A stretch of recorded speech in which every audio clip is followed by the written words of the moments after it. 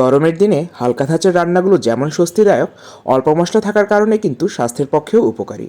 প্রিয় দর্শক, আমি আজকে আপনাদের জন্য নামমাত্র মশলা একটা অসাধারণ মুখরোচক রান্না নিয়ে এসেছি, যে রান্নাটা গরমের দিনে আপনি অনায়াসে করে খেয়ে ফেলতে পারেন। তাহলে চলুন এই অসাধারণ মুখরোচক রান্নাটা কিভাবে করতে হয় তা দেখে নিন। রান্নার জন্য আমি নিয়েছি 1 টেবিল চামচ তেল। খুবই অল্প তেলে রান্না। তেলটা ঠান্ডা থাকতেই এর মধ্যে আমি 2টো শুকনো মরিচ ফোড়ন দিয়ে দিলাম। এবার আমি ওই তেলেই দিয়ে দিচ্ছি 1 চা চামচ কালো জিরে এবং আধা চা চামচ মেথি। কালো জিরে এবং মেথি অতিরিক্ত গরম তেলে দেওয়া যাবে না, এতে করে সহসাই এটা পুড়ে যাবে এবং তেতো স্বাদ চলে আসবে। ঠান্ডা তেলে এটা আমি নেড়ে চেড়ে ভেজে নিচ্ছি এবং তেল গরম হওয়ার সাথে সাথে কিন্তু মেথি এবং কালো জিরেতে ফোড়ন চলে আসবে। মেথি এবং কালো জিরে সুন্দর একটা ফ্লেভার ছড়ালে এর মধ্যে আমরা অন্যান্য উপকরণ দিয়ে দিব। প্রিয় দর্শক, মেথিটা লালচে হয়ে এসছে। এই পর্যায়ে আমি দিয়ে দিচ্ছি আধা কাপ পরিমাণ আলু টুকরো করে নেওয়া, দিয়ে দিচ্ছি 1 কাপ পরিমাণ বেগুন টুকরো করে নেওয়া, অর্থাৎ আমি এখানে 2টো বেগুন টুকরো করে নিয়েছি। এবার মেথির সাথে আলু বেগুনটা ভালোভাবে নেড়ে চেড়ে ভেজে নিতে হবে, কিন্তু কোনোভাবেই লালচে করে ভাজার প্রয়োজন নেই। আলু বেগুনটার মধ্যে সুন্দর একটা ফ্লেভার চলে আসলে আমি দিয়ে দিচ্ছি এখানে আধা চা চামচ হলুদ গুঁড়ো, আর দিয়ে দিচ্ছি থেতো করে নেওয়া কাঁচামরিচ। পুরো রান্নাটা কাঁচামরিচের ঝালে হবে, কোনো শুকনো মরিচ ব্যবহার করব না গুঁড়ো হিসেবে। আর কাঁচামরিচের সংখ্যাটা আপনাদের পছন্দ অনুযায়ী আমি 4টা কাঁচামরিচ থেতো করে নিয়েছি, ঝালটা নিজস্ব পছন্দ অনুযায়ী। প্রিয় দর্শক, একটু কষিয়ে নিলাম।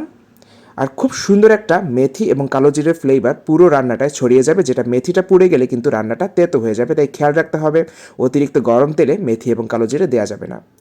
এই পর্যায়ে দিয়ে দিচ্ছি আমি 1 আঁটি লাউ শাক। লাউ শাকের আমি উপরের আষ্টে অংশটা সরিয়ে নিয়েছি এবং কচি ডাঁটাগুলো বেছে টুকরো করে দিয়ে দিয়েছি। স্বাদ অনুযায়ী লবণ দিয়ে দিলাম। আর লাউ শাক কিন্তু একটু পরেই মজে একেবারে কমে আসবে। আমি একটু নেড়ে চেড়ে দিচ্ছি যেন নিচের অংশটা উপরে চলে আসে। প্রিয় দর্শক, 2 থেকে 3 মিনিটের মধ্যেই কিন্তু আমাদের লাউ শাক অনেকটাই মজে এসেছে। দেখুন কতটুকু হয়ে গেল এত পরিমাণ লাউ শাক। আর মেথি এবং কালো জিরে থাকার কারণে কিন্তু এই রান্নাটা খুবই স্বাস্থ্যকর, কারণ মেথি এবং কালো জিরে স্বাস্থ্যের জন্য খুবই উপকারী। প্রিয় দর্শক, এই পর্যায়ে আমি আলু এবং বেগুন সেদ্ধ হবার জন্য পানি দিয়ে দিচ্ছি। আমি এখানে আধা কাপের মতন পানি দিয়ে দিলাম। আর এই রান্নাটা কিন্তু আমি না ঢেকে করব, কারণ ঢেকে রান্না করলে লাউ শাকের এই সুন্দর সবুজ রঙটা অনেকটাই নষ্ট হয়ে কালচে হয়ে যাবে। অপেক্ষা করছি 8 থেকে 10 মিনিট, এর মধ্যেই কিন্তু আমাদের আলু এবং বেগুন সেদ্ধ হয়ে আসবে। প্রিয় দর্শক, আমাদের আলু এবং বেগুন সেদ্ধ হয়ে এসেছে এবং লাউ শাকটাও পারফেক্টভাবে মজে এসেছে। লবণটা চেক করে দেখবেন। আর খুব বেশি ঝোল আমি রাখবো না, ভাতের সাথে মেখে খাওয়া যায় এই পরিমাণ ঝোল আমি রাখছি।